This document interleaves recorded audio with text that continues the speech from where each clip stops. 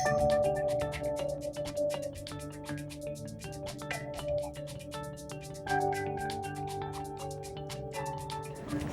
like to welcome you to the Azrieli Institute of Israel Studies for an intimate evening with a wonderful author. I want to thank you all for coming out on behalf of the Institute in such lovely Montreal weather. I think it's truly a privilege for us tonight to gather here to listen to Dr. Nora Gold. She's a writer, activist, and the creator and editor of the prestigious online journal, JewishFiction.net. If you've never read it or looked at it, please do so, and it will reopen in May. Okay. Her first book, Marrow and Other Stories, won a Canadian Jewish Book Award and was praised by the likes of Alice Munro. Her previous book, Fields of Exile, is the first novel about anti-Israelism on campus. It won the 2015 Canadian Jewish Literary Award, and we had a session about it at one of our conferences. Dr. Gold is now the writer-in-residence and associate scholar at the Center for Women's Studies in Education at OISE, the Ontario Institute for Studies in Education that's associated with the University of Toronto. She also coordinates the Wonderful Women Writers series there. In addition, Nora Gold has co-founded 3 Canadian Zionist organizations, and she holds both Canadian and Israeli citizenship. Tonight, she will be discussing with us her current book, The Dead Man, which is a novel. Nora, please, thank you very much.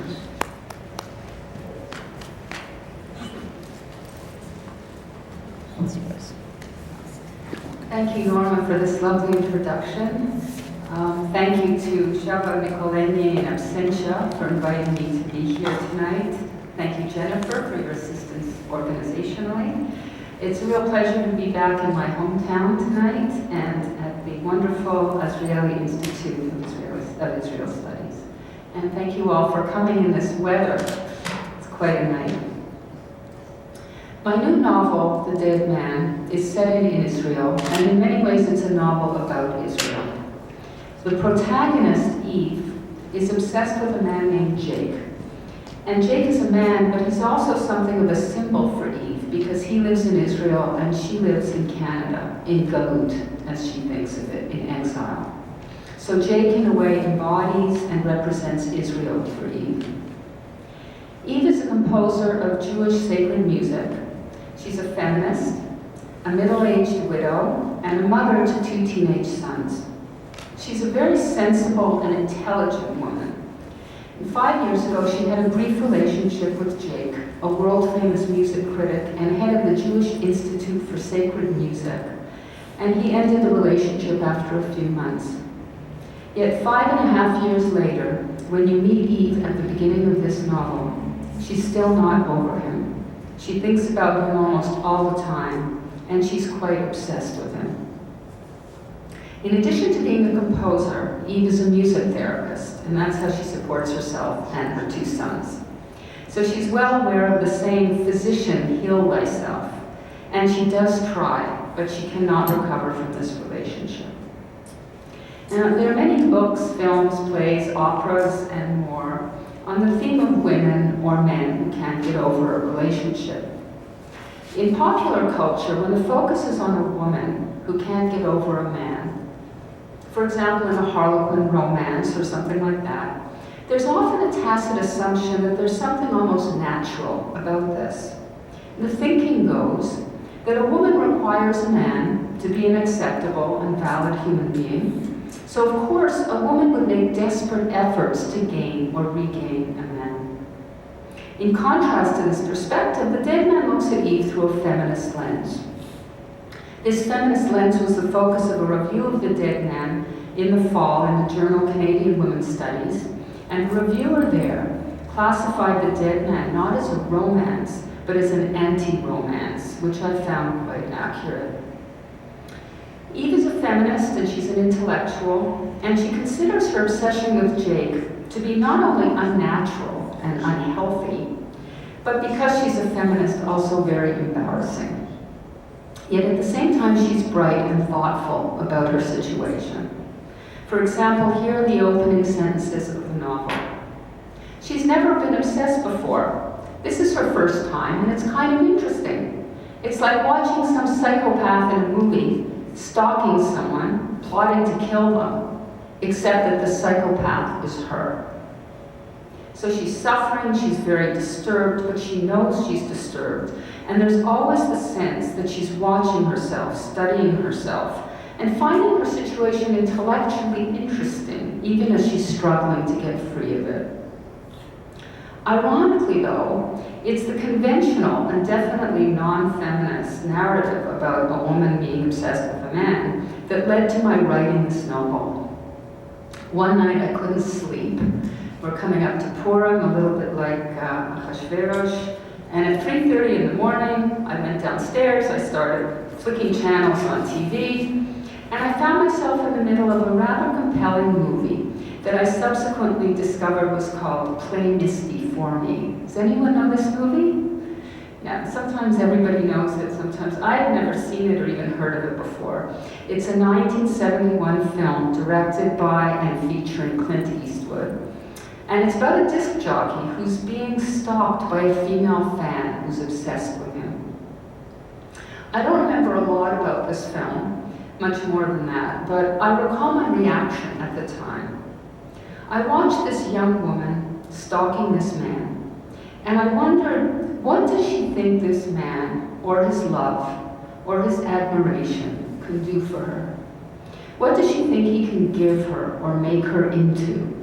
What belief is underlying this desperate behavior? Of course, being a feminist, the answer I came up with was that this young woman lacks feminist consciousness. She doesn't understand, I thought, that her well-being does not and cannot depend upon a man or on any other person. If she knew that, I thought back then she couldn't be obsessed like this with a man. In other words, I understood this to be a failure of consciousness on her part, a failure of feminist consciousness, of not having the correct understanding of the world, of her place in it. I never really thought about obsession before that. It had never actually interested me at all. But now it started percolating at the back of my mind as I started doing and reading other things and writing other things. And as time passed, I revisited my assessment of this young woman in the movie and decided that my conclusion about her had been too simple, in fact a bit simplistic. I realized from looking around me and from reading a bit about it that obsessiveness as a phenomenon can strike anyone. And even a feminist, someone with a crystal clear understanding of patriarchy and the sexism in our world, could become obsessed with a man. I found this actually very intriguing. The complexity of the relationship between the mind, with its ideologies, and the heart, which has its own set of beliefs. So that was the genesis of this novel. As you've heard, I've written three books altogether, and Mara was a book of stories about Jewish women, mostly feminists. Fields of Exile was about a Jewish feminist, a grad student who encounters anti-Israelism on campus. And The Dead Man, as you know, is about a Jewish feminist. So obviously I'm very interested in Jewish feminism, Jewish women. This also expresses itself in other aspects of my life, in activism I've done, research I've done on Jewish women. I conducted a study of Canadian Jewish women. And in terms of my literary life, for example, in jewishfiction.net, I've made sure that half of every issue of our 18 issues has been women, which wouldn't have happened naturally. So all this interest in women, in Jewish women, in their thoughts, ideas, feelings, in their lives, and mental health, enters into The Dead Man, because the novel is ultimately an in-depth exploration of the inner life of one Jewish woman. I'm going to be very careful as we discuss The Dead Man not to reveal any spoilers, including the ending of this novel, because there are secrets in this novel, and there's a mystery at the heart of the book. The central mystery in The Dead Man is, of course, Eve's obsession with Jake. What is it really about, and what is at the root of it? Eve not only can't get on top of this obsession, she can't even understand it. And the feminist in her is absolutely astonished by the whole thing. So in an attempt to solve the mystery, Eve returns to the scene of the crime, so to speak, Israel, where she and Jake first fell in love and where Jake still lives. To keep her accreditation as a music therapist in Canada, she has to do a 5-day music therapy seminar once a year. So this year she decides she's going to do it in Israel, at the Israeli Institute of Music Therapy in Jerusalem. And she hopes that something about being in Israel, which for her is a magical place, will help her put this relationship to rest. Tonight I'm going to read you 4 short excerpts from The Dead Man to give you a taste of the emotional and psychological journey that Eve travels in the course of this novel. And some of these excerpts I've abridged in the interest of time. The first excerpt comes from the very end of chapter 1. Eve is sitting on a plane that has just started its descent into Israel.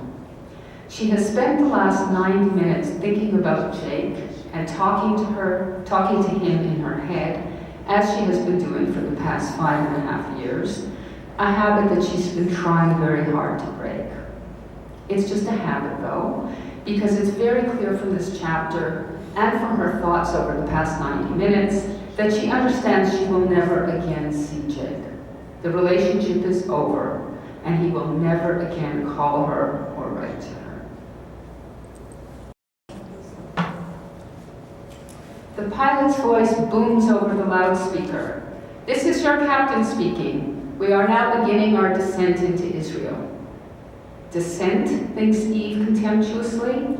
One doesn't descend to Israel, one ascends. Arrival in Israel is a spiritual ascension. Don't Canadian pilots know anything?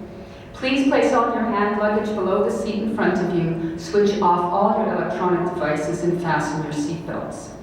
She obeys, but as she's shoving her carry-on under the seat in front of her, some of the phrases she's been thinking for the past hour and a half return.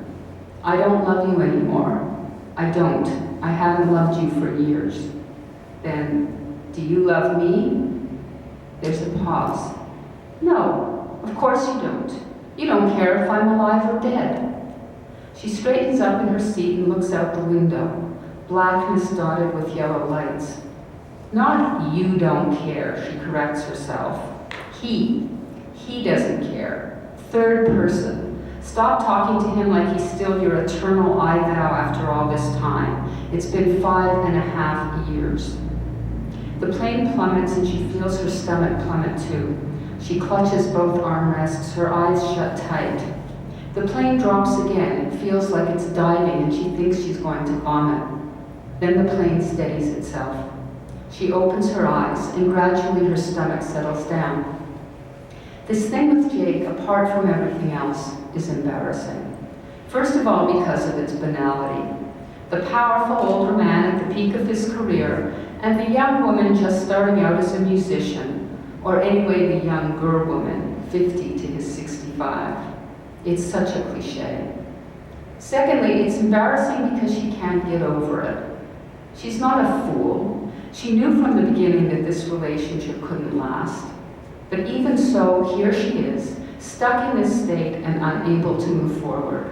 It doesn't make any sense that she should be so messed up over what was, after all, just a 5-month affair. She wasn't like this even after Brian died, and he was her husband, and she'd loved him for over 15 years. She did suffer terribly at first after his death, but then she quickly recovered. She had no choice in a way 10 years ago. Michael was 10 and Ethan was 8. She couldn't just fall apart. Yet here it is 5.5 years since she and Jake parted ways, and she's still obsessed with him day and night. There's something here she doesn't understand, some mystery she can't solve. Now the plane lands in a series of 3 rough bumps. Loud clapping erupts. Right. Israelis always clap whenever a plane lands, celebrating survival, implicitly reminding you of all the possible disasters you have just narrowly escaped. The plane is still coasting along the runway, but already people are standing up, taking down coats and parcels from overhead compartments, phoning relatives and friends to say they've arrived, and squinting at handheld devices to check their email. Good idea, thinks Eve. I should see what I've missed while up in the air. Probably 10 or 15 emails. Still sitting in her seat, practically the only person on the plane not yet standing up, she turns on her BlackBerry. Maybe, she thinks, I'll have an email from Jake. So this is Eve in a nutshell. Rationally, intellectually, she knows she'll never hear from Jake again, but emotionally she can't help hoping she will.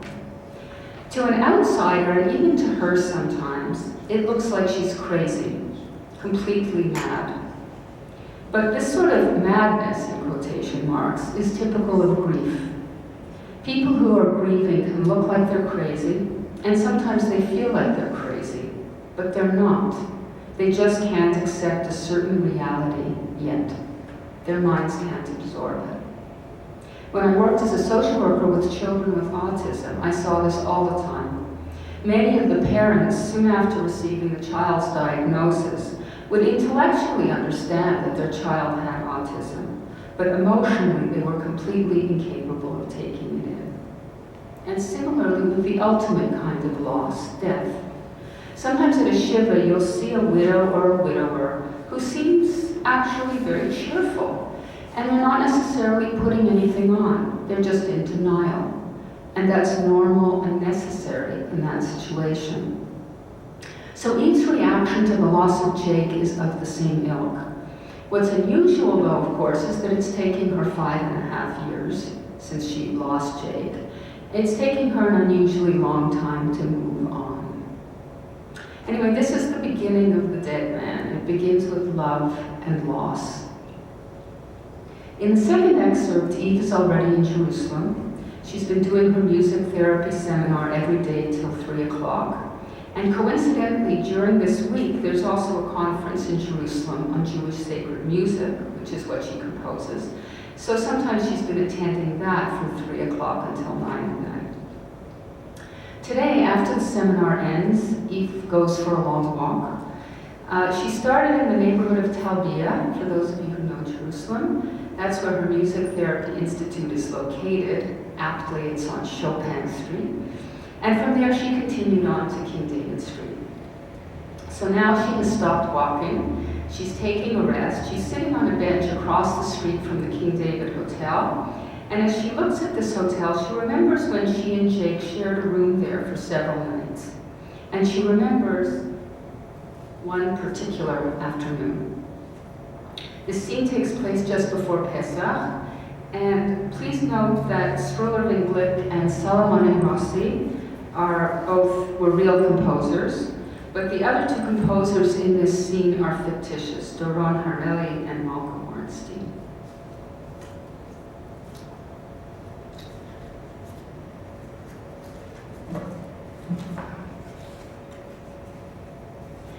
They listened to music that day, some of which was Pesach music, since Pesach was around the corner.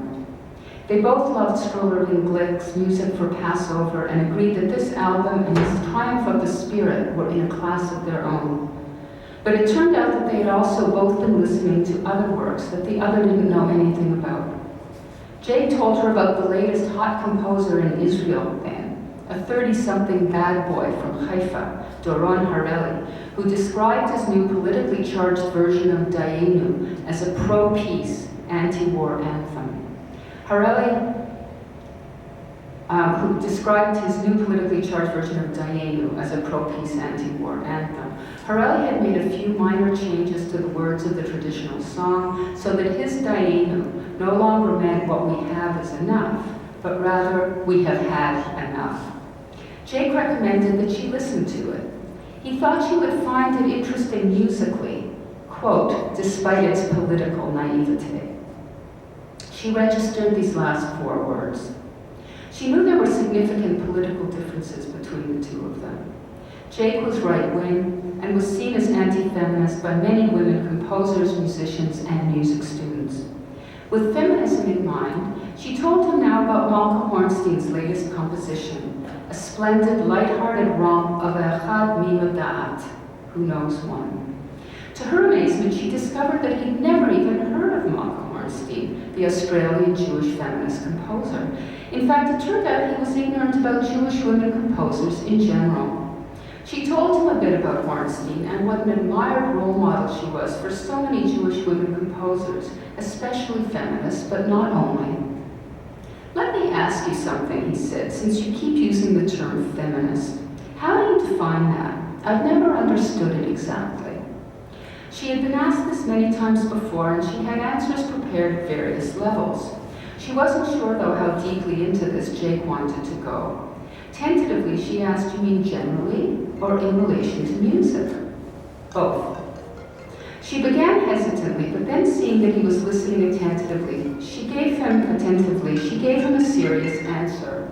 Soon she was in high gear, speaking passionately and eloquently about sexism in the music world, gender bias in music education and performance, and the importance of finding strategies to empower more teenage girls and young women to pursue careers as conductors and composers. As she expounded on all this, she was half-consciously operating on the benevolent, generous assumption that, like many males of his generation, Jake's sexism wasn't due to any evil intent on his part. His sexism was just blindness, the way that people sitting on the powerful side of the desk are often blind about the impact of this on those sitting on the other side. Now, about the F word, she said, and he gave a little laugh. First of all, she continued, what feminism isn't, it isn't anti-men. Oh, come on. No, really, that's just a stereotype. Feminists don't hate men. We just see women as men's full equals. Therefore, we believe that women deserve full equality, economically, legally, in every way. Well, he said, that seems reasonable, but surely this isn't all there is to feminism. Yeah, pretty much, she shrugged, if you want it standing on one foot. Well, give it to me on two. She was about to start elaborating when Jake burst out with vehemence. What you're saying is all well and good, but it's those bra-burning types I can't stand. There's something else entirely. Those women's livers want to destroy the family. Women's livers? She had never heard anyone use this term aloud except her father. It had been out of usage for decades. This made her feel alienated from Jake, like he was from not just another generation, but another world. But then, precisely because of how out of it he was, she felt a rush of protective affection for him, like she sometimes felt towards her father. It's generational, she thought. It's not his fault what year he was born. So she said to him evenly, those two are both just myths. For the sake of historical accuracy, no feminist ever actually burned a bra. And more importantly, feminists do not want to destroy the family. Most feminists like me are married and have kids, and we love our families as much as anyone else. We do ask questions, though, about family life, the same way we ask questions about all other social institutions and how each of these affects women. For instance, the research shows clearly that marriage is good for men. It's beneficial for men's physical and mental health, but it's bad for women's. So of course, feminists ask why. And according to our analysis, it's because of how family life is currently structured and arranged. For example, who in the family does most of the child care and household labor, and who holds most of the economic power? She paused, watching Jake's face as he thought about what she had said, and he absorbed it. She continued, to address these inequities, feminists also research and imagine different ways that families could organize themselves that would be better and healthier for women. So we support alternative models of family life, where both responsibilities and resources in the family are distributed more evenly between the women and men. We seek ways to make families more supportive environments for all their members, but that doesn't mean we're against the family. She stopped and waited for his response. Well, said Jake a few moments later, if this is truly what feminists believe, I see nothing objectionable in feminism at all. What you're saying sounds eminently reasonable to me. It is. I mean, I have 2 daughters, and I wouldn't want either of them being paid less than the guy sitting next to them doing the same job just because they're female. Well, of course you wouldn't. It's a matter of women having self-respect and not undervaluing themselves, and employers treating women and men as equals. Well, that seems fair enough, he said. Then he added thoughtfully, yes, I could live with that. She looked at him sharply. There was something in the way he said this that sounded like he had been asking himself for the past few minutes, not just whether he could live with feminism, but whether he could live with her. As if the 2 of them, without her being aware of it, had been in negotiations over their future living arrangements. It's a pleasant surprise and a relief, I must say, he went on, looking like a worry had been lifted from him, to hear that feminists aren't anti-men. We're not. Well, you certainly aren't, not in the least. You're a lovely woman, and nothing like how I always pictured a feminist. Now he gave her a sly, sideways smile. You hardly seem to hate men at all. I don't hate men, she said soberly. And then she said, imitating his expression, that twist of his lips, some of my best friends are men. He laughed. Let me sing you some feminist music, she said, and sang for him by heart the first few verses of Hornstein's Echad Miodat. When she finished, he said he liked the music, but what he found most moving was hearing her sing. I didn't know you could sing, he said. You have a beautiful voice. I love singing. Sometimes I lead the services at my shul. Really? Yes. We don't have a chazan at our shul. We rotate. Whoever wants to can lead. Really? You sound so surprised, but it isn't that unusual. Lots of shuls do this now. Many women lead davening. I know, he said. I've heard about this, obviously, but I've never personally known a woman who was doing it. He considered her for a bit. I always opposed the female cantor thing myself. Not that I'm at all religious anymore. I left all that behind when I left my parents' home. But you know the old Yiddish joke, the shul I don't go to has to be the right kind. She chuckled. I know that one.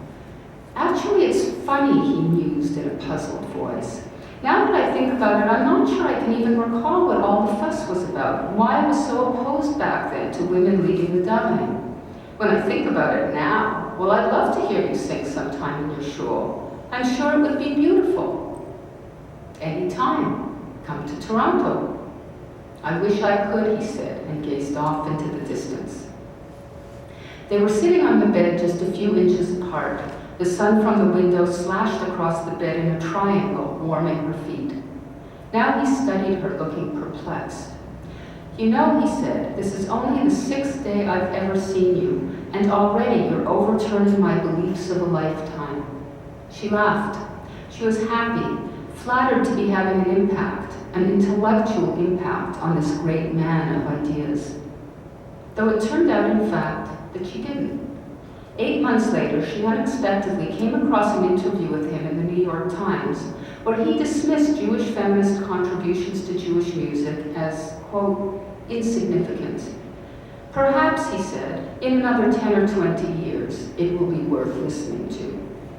This was no different than the sort of thing he'd said numerous times before, but also no better. She had had no impact at all, she realized with a shock. But now she played for him on her iPod Malka Hornstein's Miriam's Song with Timbrel, and then he played for her an esoteric work by Salomone Rossi that she had never heard before. He worshipped Salomone Rossi, and throughout their 5 days at the King David, he told her all sorts of anecdotes and stories about him, most of which he planned to include in the book he was writing. Dear Papa, the letters of Salomone Rossi to his father, 1586 to 1610. Dear Papa, lying with her head on Jake's bare stomach and occasionally kissing his hand, arm, or cheek as she listened to this music, she remembered listening to music with her father on Saturday afternoons, curled up in his lap.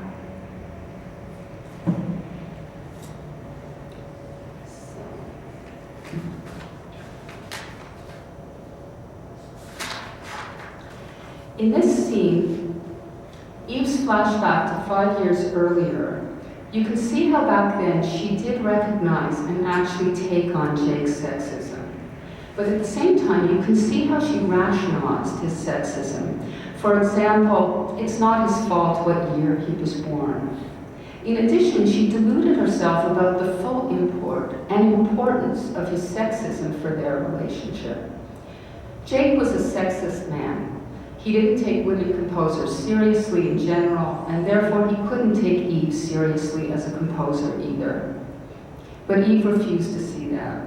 And even though she knew very well how entrenched sexism is, not only in institutions, but also as individuals, she convinced herself that in one 10-minute conversation, she'd been able to reverse Jake's sexist attitudes, beliefs that he'd held for a lifetime. She's actually shocked when she discovers that her 10-minute explanation about feminism made no difference at all. So one might say that Eve was naive about Jake's sexism, but I don't think she's that unusual. I've seen quite a few women do exactly what she did. They rationalize and trivialize the sexism in the men they love, telling themselves, it doesn't really matter because he loves me. But of course it matters.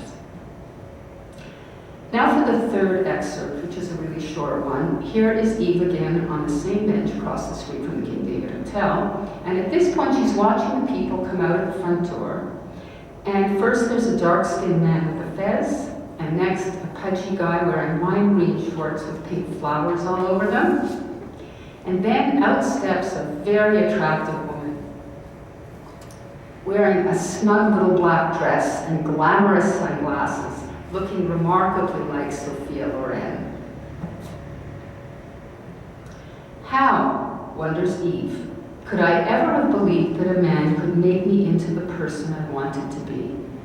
Beautiful, sexy like Sophia Loren, not to mention a world-famous composer. She gives a bitter little laugh, causing the old woman next to her on the bench to glance at her and then look away. It's so stupid, it's almost funny, she thinks. Prince Charming will make all your dreams come true. How could I have fallen for something so idiotic, a woman of my intelligence? But no, that's not the right question, she answers herself, facing the hotel across the street. It's, how could I not have fallen for that? I was raised, all of us girls were raised, to believe this nonsense from the day we were born. They were reading us Cinderella, Sleeping Beauty, and Snow White from before we could even talk. Someday my prince will come. She had actually sung that solo in a school play. Eve moves over on the bench to make room for a large woman and her skinny boy and girl. Someday. Someday a man will press the magic button on the doll, on her back or her neck or her private parts, and she will start to move jerkily in time to the man's music, dancing to his beat or his beatings, and only then will her real life begin. The man's touch or magic kiss will awaken her from death or from sleep or virginity or for just plain waiting, which are all the same thing, since waiting is a form of death. So here, we see some dawning understanding on Eve's part, this time not just intellectually, but also emotionally. And here, she's starting to grasp that her personal crisis is related to something larger than herself. And this very intimate and personal thing that she's going through is not separate from the rest of the world, and is in fact political.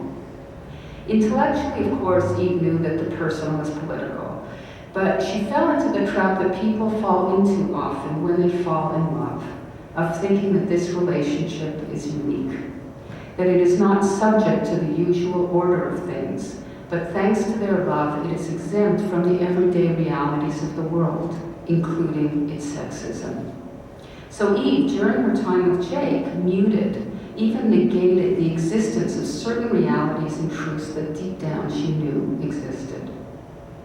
In the excerpt that I just read, you see Eve starting to get angry and to reclaim her full understanding of the world, including the idea that no relationship is apolitical or ungendered.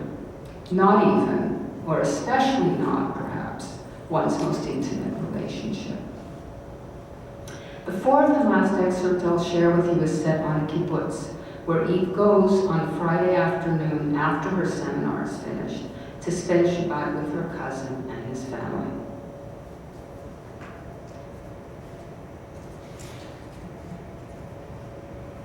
At 3 o'clock, she reaches her cousin's kibbutz. The kibbutz is glorious this time of year. It's the rainy season and everything is green, moist, fragrant, and swelling with life. The main crop here is avocados, which Eve visits as soon as she has dumped her canvas bag on the porch of her cousin's little 3-room bungalow. They're not expecting her till 4. She's sure they won't mind if she goes for a walk now. In the orchard, the ripe avocados hang heavily from the trees. They're a deep, dark green. Their leaves, the same color, are shiny and dripping wet from the recent rain, and the orchard smells like life itself. Recalling the story about the 4 rabbis who entered an orchard and had a mystical experience there, Eve, wearing her cousin's rubber boots borrowed from his front porch, sloshes along the muddy paths, feeling happy and alive. For the next half hour, there are no thoughts in her head as she tramps her way through the avocado grove. She is all avocado fruit and rustling leaves and strong, rough tree trunks and the smell of the wet earth and the fresh, damp air and the forest's deep, magical silence. Coexisting with this silence, not disturbing it at all, there's the boom, boom of her footsteps and the snapping of branches and the scurrying of small animals in the underbrush, and the chirping of birds high up in the trees, while along the forest floor the late afternoon sun has silk-screened a dappled pattern onto the shadows. In the midst of all this, she feels such joy, such ecstasy, that at one point, noticing it, she feels embarrassed. I'm like a foolish child, she thinks, happy for no reason. Wipe that foolish smile off your face, her stepmother Julia used to say, before I wipe it off for you.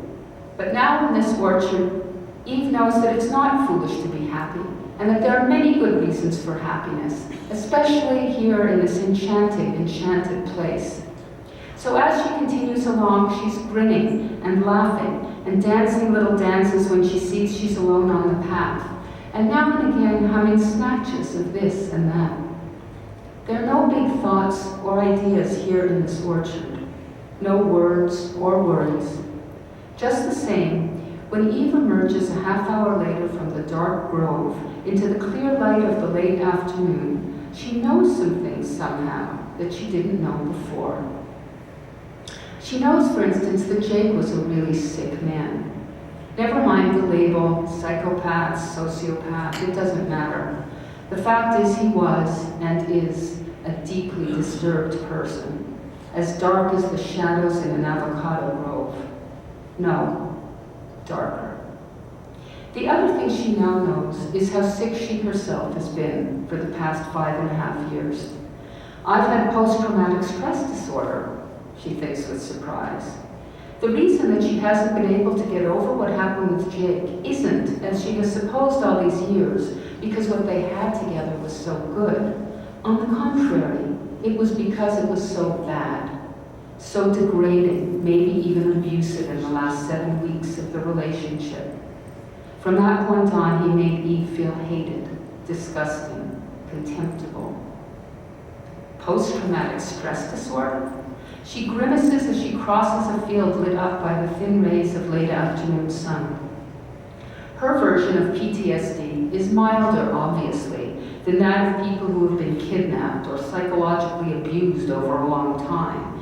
But she has been experiencing, for these past 5 years, all the same symptoms, including one of the hallmarks of PTSD, flashbacks. Like that time her son Michael was helping her in the kitchen after supper one evening.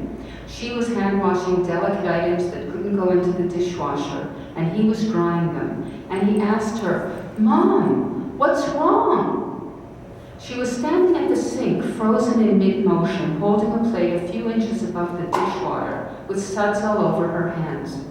She had just remembered reading for the first time the email from Jake, where he broke it off, and how she screamed and screamed and screamed. And now with Michael next to her, she stood transfixed at her kitchen sink, lost in the past.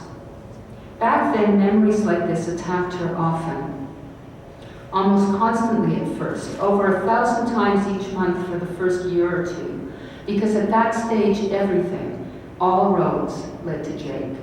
Everything she thought, everything she felt, the way streams and rivers automatically flow to the sea.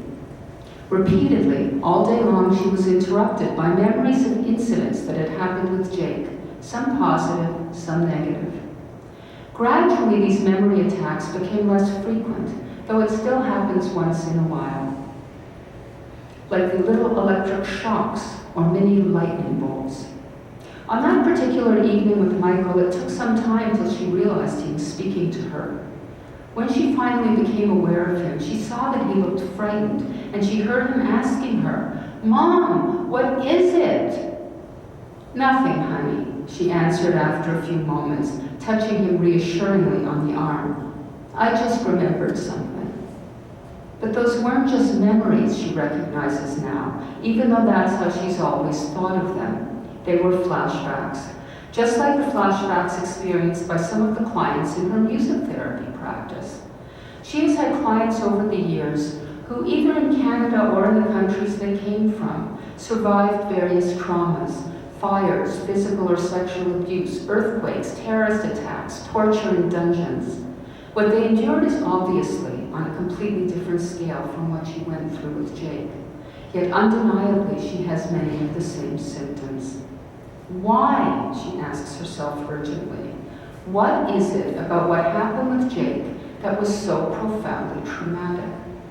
She doesn't want to see herself as a traumatized person or as a survivor, especially not survivor, which to her is just another word, the currently fashionable word for victim.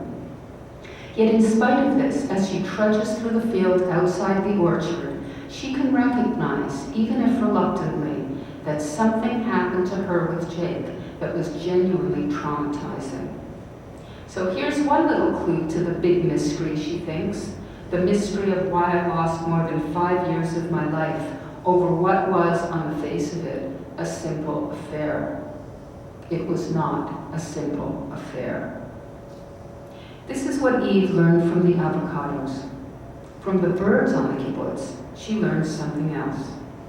Walking back toward her cousin's house, she crosses a long meadow covered in yellow flowers and hears a bird song that she's never heard before. A, B, C, it sings, A, B, C. A, B, C, she thinks. The bird sings an alphabet song. A, B, C. A couple of minutes later, strolling along on her right, she hears G, G, G, G, hi, D, G, G, G, G, hi, D. And in a tree off to the left, another bird replies, D, C sharp, D, C sharp, G, G, G, G, hi, D, G, G, G, G, hi, D, D, C sharp, D, C sharp, G, G, G, G, hi, D, G, G, G, G, hi, D. Silence. Then loudly, sharply, urgently, as if it's crying out, where are you? G, G, G, G, hi, D, G, G, G, G, hi, D. There's a pause, then a faint, far-off answer. D, C sharp, D, C sharp. Silence. And then more softly now, more warbly. G, G, G, G, hi, D, G, G, G, G, hi, D. An answering call comes to it from much further away. And as she's standing there listening to this, a cheerful-looking red and yellow bird swoops down from somewhere and flies all around her vigorously, loudly flapping its wings. Then it hovers for a while, still flapping above her head. She hopes it doesn't drop anything on her. And from all this bird music and from the proximity of this friendly, humorous visiting bird, she realizes that her bird song, the piece she started composing 2 days ago, is completely lacking in joy. It's not an entirely worthless piece, but it's plodding and dull and in some places dead, and she doesn't feel dull or dead anymore. So she grabs a pen and notebook from her back pocket and starts jotting things down. A minute later, scribbling furiously, she sinks down cross-legged onto the squishy, marshy grasses and flowers and writes happiness and joy into her music. Last but not least, Eve learns something new from the flowers. Matted grass from the seat of her pants when she glances down at the ground and notices the depression that she has left there. She has inadvertently sat on and crushed a few yellow flowers. She always apologizes to the bugs she kills in her house or the flowers she plucks from her garden, and now automatically she says, "I'm sorry," to the flowers she just crushed. Then she sees how weird this is. Surely she, like everyone else in the world, has a right to sit in a field and accidentally crush a few flowers without feeling like a murderer. This earth is her home too, as much as any bugs or flowers. She has a right to be here and to live here without apology or shame. She recalls the words of her mother's old Aunt Mildred, sounding and looking like a witch right after her mother's funeral. "How can you laugh and sing now, you terrible girl? We just put your mother into the ground 2 hours ago. How dare you sing?" "I'm allowed to be happy," Eve answers her now. "And yes, I dare to sing." And grinning a huge grin and bellowing out, "Gigi, Gigi, hi dee!" As if she's Pavarotti, she enters her cousin's house.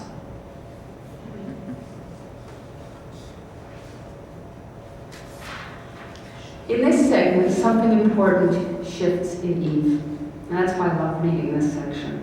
One of the things that enables this shift to take place is nature.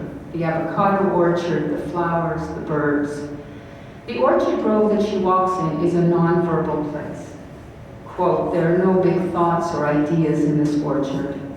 There's something crucial about the non-verbalness of this place that is related to Eve's healing process and also to her creativity. There are many different kinds of knowledge and knowing. There was a book called Women's Ways of Knowing a number of years ago, very important book by Balenki and other writers.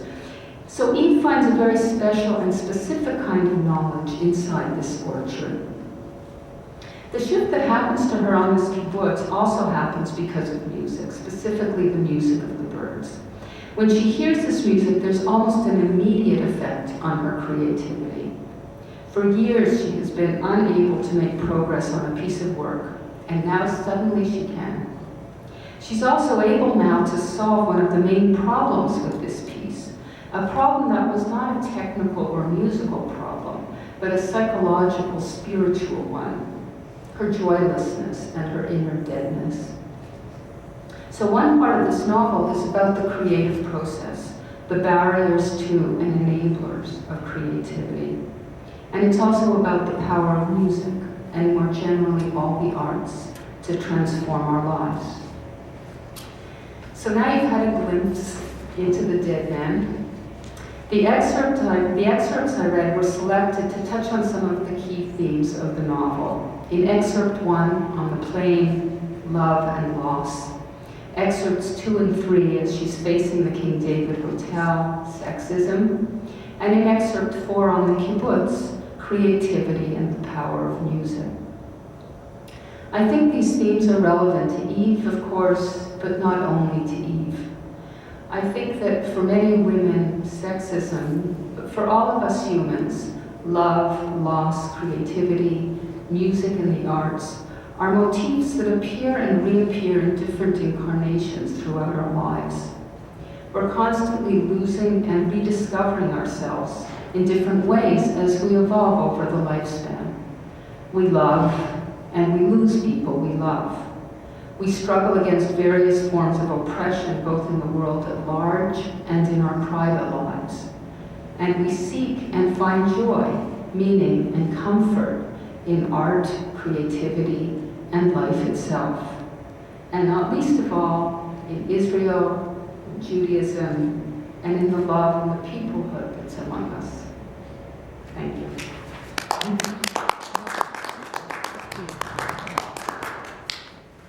If there are any questions? Do you want to take questions? If people have any comments, questions or anything, feel free to say anything you wish. People stunned. If not, that's Okay. fine.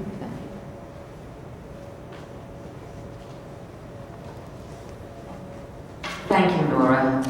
This evening, in a small, intimate setting, Nora Gold opened a world for us, lifted a curtain so we could look at not just the life of Eve, and not just the experiences of a Jewish woman in a sexist world, but more interestingly, perhaps tonight, just for those of you who are here, she opened a world into the world of creativity, and perhaps that's the real mystery of the book.